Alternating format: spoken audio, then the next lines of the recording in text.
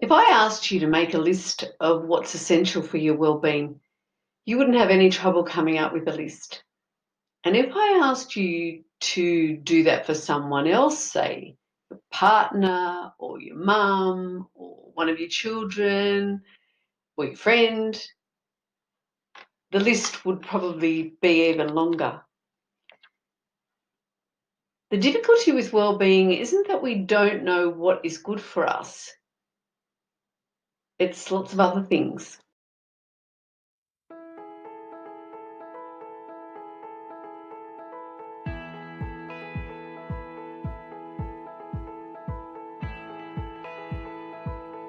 My name's Amaro, and I've been working with students and supporting teachers for over 30 years, and I want to share what I've learnt about teacher wellbeing. If you're interested in teacher wellbeing, please subscribe to my channel so that you get notifications of my videos. And if you'd like to write a comment or a question down below, please feel free to do that. Love to hear what you think. As I said before, it's not that we don't know what's best for us. It's that we often lack the structures around how to make things happen. We forget what contributes to our success in these areas, and we revert to ways that we felt more comfortable with. So sometimes it's a lack of skill in adding routines that are going to be good for us. Sometimes it's about lack of discipline. We give ourselves a break and then we find it really hard to go back. We may have a poor strategy around what we want to do in terms of our well-being. We also may lack routine. So putting routines in place can really help to embed well-being practices. And one of the really big reasons why we fail when we're trying to put things in place for our well-being is that we don't celebrate the small wins. We think that if we've only done a small part of what we've set out for ourselves in terms of our expectations, that it's not enough. But celebrating the small wins keeps us on the track of moving forward. The other thing is that when we fail, when things fall down and we don't do what we think we're going to do, we don't do what we've planned to do, then we give up. One bad day of eating and we go, the diet's out the window, or one day of not exercising and that means we've failed completely. Instead of putting it into a discrete parcel and saying, well, today I didn't do it, but tomorrow I can. What I have found for myself to look after my own well-being, especially during COVID-19, because a lot of the things that make me feel good are not happening naturally and are much harder to do. So what I've decided to do is put some things in that I do every day. And that means then that it's part of it. I've decided that there's things that I need to do every day if I'm going to feel good. So the first thing of that is I need to exercise. And I'm trialing some new ways of doing that. One of them is I go for a walk, so I can do that, and that's great because I actually incorporate a few things in there. I go for a walk, so I'm exercising, I get outside, which is good for my brain and good for me to be outside in the fresh air, and it's good to be out in nature because where I walk, I go down in a park where there's water and it is very pleasant, and I get to see some animals because there's ducks on the pond.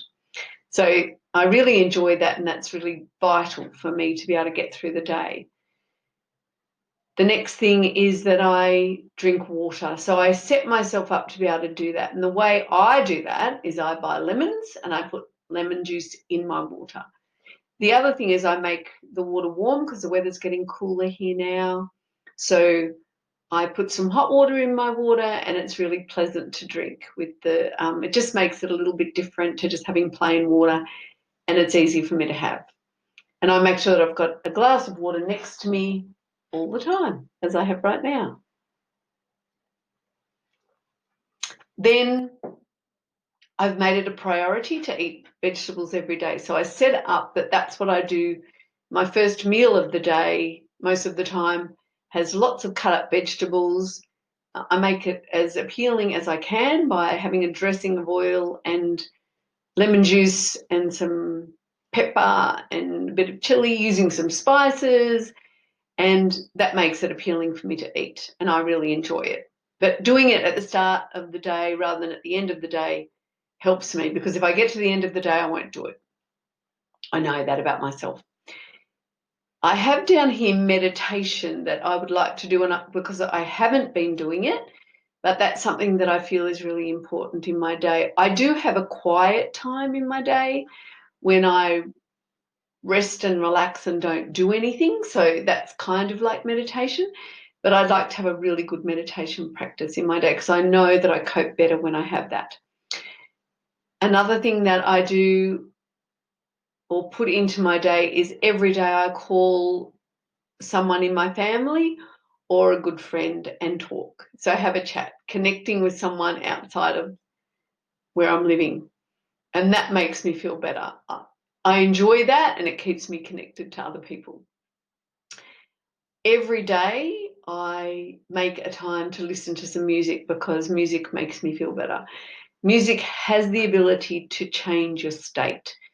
And if I move to the music, it's even better. So sometimes, especially when I'm doing videos or I'm working, I will put on music and dance around the room, and then I can sit back down and get on with it.